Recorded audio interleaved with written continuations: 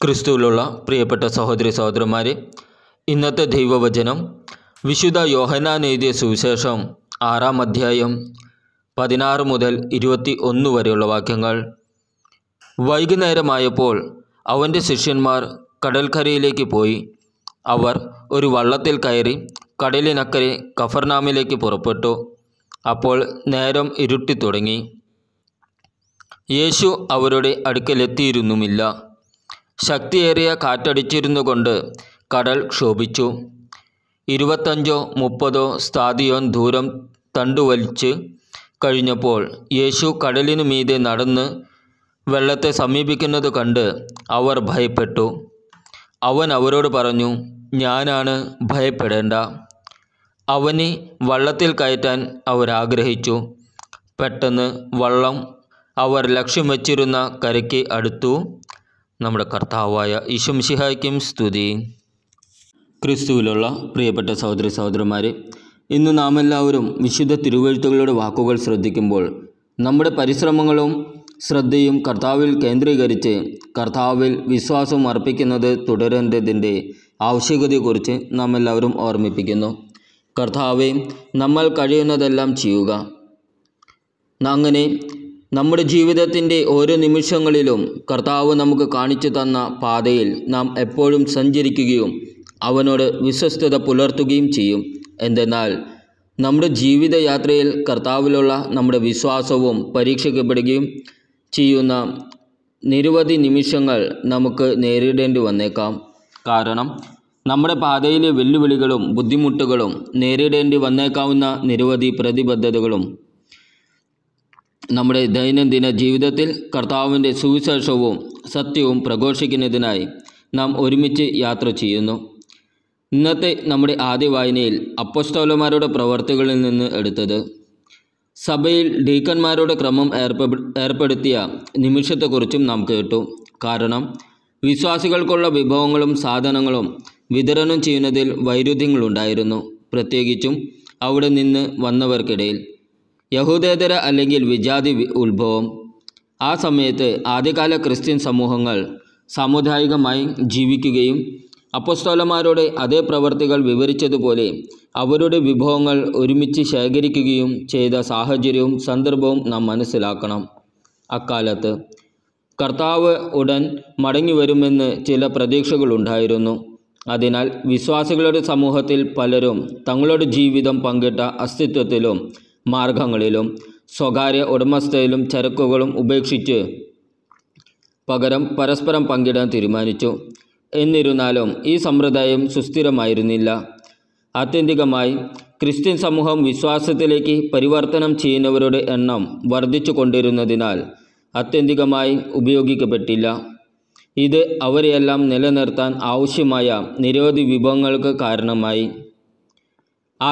ആദിമ ക്രിസ്ത്യാനികൾ പലരും യഹൂദമതം മാറിയവരായതിനാൽ ഈ വ്യവസ്ഥിതി പക്ഷപാതപരമായിരുന്നു.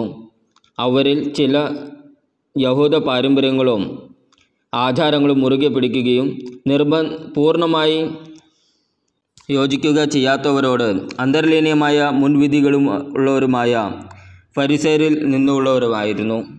ദൈവത്തിൻ്റെ ന്യായപ്രമാണവും ജൂതന്മാരല്ലാത്ത ആളുകൾക്കും വിജാതിയർക്കും എതിരെയുള്ള അവരുടെ രീതി. അവർ തങ്ങളുടെ സ്വന്തം യഹൂദ പശ്ചാത്തലം, ആചാരങ്ങൾ എന്നിവയെ അനുകൂലിച്ചു. വിഭവങ്ങൾ പരിവർത്തനം ചെയ്തവരേക്കാൾ അവരുടെ സ്വന്തം യഹൂദ മതപരിവർത്തനത്തിന് കൂടുതൽ പങ്കിട്ടു. അതുകൊണ്ടാണ് അപ്പോസ്തലന്മാർ ഡീക്കന്മാരുടെ ക്രമം സ്ഥാപിക്കാൻ തീരുമാനിച്ചത്. വിശ്വാസികളുടെ ഇടയിൽ നിന്ന് യോഗ്യരായി കണക്കാക്കപ്പെടുന്ന 7 പുരുഷന്മാരെ സഭയുടെ ആദ്യ ഡീക്കന്മാരായി ദൈവജനത്തെ ശുശ്രൂഷിക്കാൻ നിയോഗിച്ചു. റോമക്കാരുടെ ഭരണത്തിനിടയിലും യഹൂദ അധികാരികൾ അവരെ സാധ്യമായ എല്ലാ വഴിത്തിരിവുകളിലും ഉപദ്രവിക്കുകയും അടിച്ചമർത്തുകയും ചെയ്യുന്നതിൻ്റെ സങ്കീർണതകളിലൂടെ സഞ്ചരിക്കുമ്പോൾ സഹിക്കേണ്ടി വന്ന നിരവധി വെല്ലുവിളികൾക്കിടയിലും കർത്താവ് തൻ്റെ സഭയെയും വിശ്വസ്തരെയും നയിച്ചത് ഇങ്ങനെയായിരുന്നു. സഭയുടെ ആദ്യത്തെ ആദിമ രക്തസാക്ഷിയോ ആയിരുന്ന വിശുദ്ധ സ്റ്റീഫനെ പോലെ ആ ഡീക്കന്മാർ ഉൾപ്പെടെയുള്ള വിശ്വസ്തരായ ദേവദാസന്മാരിൽ പലരും തൻ്റെ വിശ്വാസത്തിൻ്റെ പേരിൽ അടിച്ചമർത്തപ്പെട്ടതിനാൽ കൊല്ലപ്പെട്ടു. കഷ്ടപ്പാടുകളുടെയും പീഡനങ്ങളുടെയും ഭാരം വഹിക്കേണ്ടി വന്നു. അപ്പോൾ ഇന്നത്തെ നമ്മുടെ സുവിശേഷ ഭാഗത്തിൽ ഗലീലി തടാകത്തിൽ കർത്താവ് തൻ്റെ ശിഷ്യന്മാർക്ക് പ്രത്യക്ഷപ്പെട്ട നിമിഷത്തെക്കുറിച്ച് നാം കേട്ടു. അവിടെ ശക്തമായ തിരമാലകളും കാറ്റുമുള്ള ഒരു കൊടുങ്കാറ്റ് അവരുടെ വഞ്ചിയെ അടിച്ചു. വഞ്ചി മുങ്ങുമോ എന്ന് എല്ലാവരും ഭയപ്പെട്ടു. എന്നിട്ട് അവർ തടാകത്തിൽ ഒറ്റപ്പെട്ടു. എന്നാൽ ആ സമയത്താണ് കർത്താവ് അവർക്ക് പ്രത്യക്ഷപ്പെട്ട് വെള്ളത്തിന് മുകളിലൂടെ നടന്ന് എല്ലാവരോടും ഭയപ്പെടേണ്ട എന്ന് പറഞ്ഞു. തിരമാലകളെയും കാറ്റിനെയും ശാന്തമാക്കി എല്ലാവരെയും അവർ പോകുന്ന തീരത്ത് സുരക്ഷിതമായി കൊണ്ടുവന്നു. വിശ്വാസത്തിലെ നമ്മുടെ പോരാട്ടങ്ങൾക്കിടയിൽ നമുക്ക് നേരിടേണ്ടി വന്നേക്കാവുന്ന ബുദ്ധിമുട്ടുകളും അപകടങ്ങളും പരീക്ഷണങ്ങളും കഷ്ടതകളും എന്തു തന്നെയായാലും കർത്താവിനോടുള്ള നമ്മുടെ പ്രതിബദ്ധതയിൽ അവൻ എപ്പോഴും നമ്മുടെ അരികിലുണ്ടായിരിക്കും, നയിക്കുകയും ചെയ്യുമെന്നത് നമുക്കെല്ലാവർക്കും വളരെ പ്രീതികാത്മകവും പ്രധാനപ്പെട്ടതുമായ ഓർമ്മപ്പെടുത്തലായിരുന്നു. നമ്മെ ശക്തിപ്പെടുത്തുന്നു, എല്ലാവരെയും ശരിയായ പാതയിലേക്ക് നയിക്കുന്നു. എന്തെന്നാൽ അതിനുള്ളിൽ ശിഷ്യന്മാരുള്ള വഞ്ചി ദൈവസഭയുടെ പ്രതിനിധാനമാണ്. അത് പലപ്പോഴും ഒരു ബോട്ടായി പ്രതിനിധീകരിക്കുന്നു. നോഹയെയും കുടുംബത്തെയും അതിലെ മറ്റ് ജീവജാലങ്ങളെയും മഹാനിൽ നിന്ന് രക്ഷിച്ച നോഹയുടെ പെട്ടകം പോലെ വെള്ളപ്പൊക്കം, തിരമാലകളും കാറ്റും പ്രതിനിധീകരിക്കുന്നത് ക്രിസ്ത്യൻ വിശ്വാസികൾക്ക് അവരുടെ ജീവിതത്തിൻ്റെയും ശുശ്രൂഷയുടെയും പാതയിൽ ദൈവത്തിൻ്റെ വിശ്വസ്തരായ ജനങ്ങളും മിഷനറിമാരും അനുഭവിക്കേണ്ടി വരുന്ന കഷ്ടപ്പാടുകളും പീഡനങ്ങളും പ്രയാസങ്ങളും പ്രതിനിധീകരിക്കുന്നു. എന്നാൽ നാം എല്ലാവരും ഭയപ്പെടേണ്ടതില്ല. സഭയുടെ തലവനായ കർത്താവ് നമ്മോടൊപ്പവും നമ്മുടെ എല്ലാവരുടെയും വഴികാട്ടിയും നേതാവുമായിരിക്കുന്നതിനാൽ ഏറ്റവും വലിയ വെല്ലുവിളികൾക്കും പരീക്ഷണങ്ങൾക്കും പോലും നമ്മെ മറികടക്കാൻ കഴിയില്ല. ഈ ലോകത്തിൽ അവൻ പണിത ദൈവസഭ. അതുകൊണ്ടാണ് എല്ലായ്പ്പോഴും നമ്മുടെ ശ്രദ്ധ ദൈവത്തിലേക്ക് ദൃഢമായി കേന്ദ്രീകരിക്കേണ്ടത്. യേശു വെള്ളത്തിൽ നടക്കുന്നതിൻ്റെ ശക്തമായ ഒരു വിവരണം നമുക്ക് കാണാം. വിശ്വാസം, ഭയം, നമ്മുടെ ജീവിതത്തിൽ ദൈവസാന്നിധ്യം എന്നിവയെക്കുറിച്ചുള്ള അഗാധമായ സന്ദേശം ഈ വചനം നൽകുന്നു. രാത്രിയിൽ ശിഷ്യന്മാർ ഗലീലി കടലിന് കുറുകെ തുഴയുമ്പോൾ ശക്തമായി കാറ്റ് ഉയർന്നു. വെള്ളം പ്രക്ഷുബ്ധമായി. കാറ്റിനോടും തിരകളോടും ഉള്ള പോരാട്ടത്തിൽ യേശു വെള്ളത്തിന് മുകളിലൂടെ തങ്ങൾക്ക് നേരെ നടക്കുന്നത് അവർ കണ്ടു. അവർ പരിഭ്രാന്തരായി. എന്നാൽ അവരോടുള്ള അവൻ്റെ വാക്കുകൾ വ്യക്തവും ആശ്വാസപ്രദവുമായിരുന്നു. അത് ഞാനാണ്, ഭയപ്പെടേണ്ടതില്ല. ഈ സുവിശേഷ വിവരണം യേശുവിൻ്റെ അത്ഭുത ശക്തിയുടെ ഒരു സാക്ഷ്യം മാത്രമല്ല, നമ്മുടെ ഏറ്റവും വെല്ലുവിളി നിറഞ്ഞ നിമിഷങ്ങളിൽ നമ്മെ ഓർമ്മിപ്പിക്കുന്നു. ശിഷ്യന്മാരെ പോലെ നാം പലപ്പോഴും നമ്മുടെ സ്വന്തം ജീവിതത്തിലെ കാറ്റും തിരമാലകളും അഭിമുഖീകരിക്കുന്നതായി കാണുന്നു. നമ്മെ കീഴടക്കാനും നമ്മുടെ ഹൃദയങ്ങളിൽ ഭയം ഉളവാക്കാനും ഭീഷണിപ്പെടുത്തുന്ന സാഹചര്യങ്ങൾ. ശിഷ്യന്മാരുടെ ആവശ്യ സമയത്ത് യേശുവിൻ്റെ സമീപനം നമ്മെ പഠിപ്പിക്കുന്നത് അവൻ എപ്പോഴും നമ്മിലേക്ക് നീങ്ങിക്കൊണ്ടിരിക്കുകയാണെന്ന്. പ്രത്യേകിച്ച് നമ്മുടെ ഏറ്റവും വിഷമകരമായ സമയങ്ങളിൽ അവൻ്റെ സാന്നിധ്യം സ്ഥിരവും ശാന്തവുമായ ശക്തിയാണ്. അത് ഉടനടി ദൃശ്യമാകില്ലെങ്കിലും അത് ഞാനാണ് എന്ന അവൻ്റെ വാക്കുകൾ നമ്മെ ഓർമ്മിപ്പിക്കുന്നു. അവൻ എപ്പോഴും നമ്മോടൊപ്പമുണ്ട്.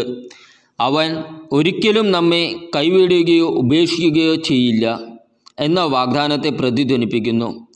ഭയപ്പെടേണ്ട എന്ന പ്രോത്സാഹനം ഭയത്തിനിടയിലും നമ്മുടെ വിശ്വാസം നിലനിർത്താനുള്ള ആഹ്വാനമാണ്. നമ്മുടെ രക്ഷകൻ ഒരു വിദൂര നിരീക്ഷകനല്ലെന്നും ജീവിതത്തിൻ്റെ കൊടുങ്കാറ്റുകളിൽ നമ്മെ പിന്തുണയ്ക്കുന്നത് നയിക്കാനും ശ്രമിക്കുന്ന സജീവ സാന്നിധ്യമാണെന്ന് തിരിച്ചറിയാൻ ഇത് നമ്മെ പ്രേരിപ്പിക്കുന്നു. കർത്താവിൽ കൂടുതൽ ആഴത്തിൽ ആശ്രയിക്കാൻ ഇന്നത്തെ വചനം നമുക്കെല്ലാവർക്കും പ്രചോദനമാകട്ടെ. ജീവിതത്തിൻ്റെ കാറ്റ് നമ്മെ ഞെരുക്കുമ്പോൾ നാം ഒരിക്കലും തനിച്ചല്ലെന്ന് ഓർക്കുക. പ്രക്ഷുബ്ധതകൾക്കിടയിലും സമാധാനം പ്രദാനം ചെയ്യുന്ന യേശു എപ്പോഴും നമ്മുടെ പക്ഷത്തുണ്ട്. നമുക്ക് അവനിലേക്ക് തിരിയാം. അവൻ്റെ സാന്നിധ്യം തിരിച്ചറിയാം. നമ്മുടെ ഭയം വിശ്വാസമായി രൂപാന്തരപ്പെടുത്താം. ക്രിസ്തുവിലുള്ള സഹോദര സഹോദരന്മാരെ, ഇന്നത്തെ തിരുവെഴുത്ത് വായനകളും വിശുദ്ധ മാർട്ടിൻ മാർപ്പാപ്പയുടെ ജീവിതത്തിൻ്റെയും ശുശ്രൂഷയുടെയും ഉദാഹരണങ്ങളും ക്രിസ്ത്യാനികളെന്ന നിലയിലുള്ള നമ്മുടെ ജീവിതത്തിലും വിശ്വാസ യാത്രയിലും കഷ്ടപ്പാടുകളും പ്രയാസങ്ങളും നേരിടാൻ സാധ്യതയുണ്ടെന്ന് നമ്മെ എല്ലാവരും ഓർമ്മിപ്പിക്കുകയും ചെയ്തു. നമ്മുടെ പ്രത്യാശയും വഴികാട്ടിയുമായ കർത്താവിൽ ശ്രദ്ധ കേന്ദ്രീകരിക്കുന്നില്ലെങ്കിൽ സഭയെ ഉപേക്ഷിക്കാനും പ്രലോഭിക്കപ്പെടാനും നമുക്ക് എളുപ്പമായിരിക്കും.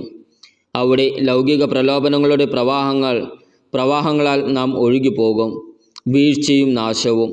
പകരം കർത്താവിനോടുള്ള നമ്മുടെ പ്രതിബദ്ധതയിൽ ഉറച്ചു നിൽക്കാനും അവനെ എല്ലായ്പ്പോഴും കൂടുതൽ വിശ്വസ്തയോടെ പ്രഖ്യാപിക്കാനും ഇവയെല്ലാം നമ്മെ ഓർമ്മിപ്പിക്കണം. കർത്താവ് എപ്പോഴും നമ്മുടെ കൂടെ ഉണ്ടായിരിക്കട്ടെ.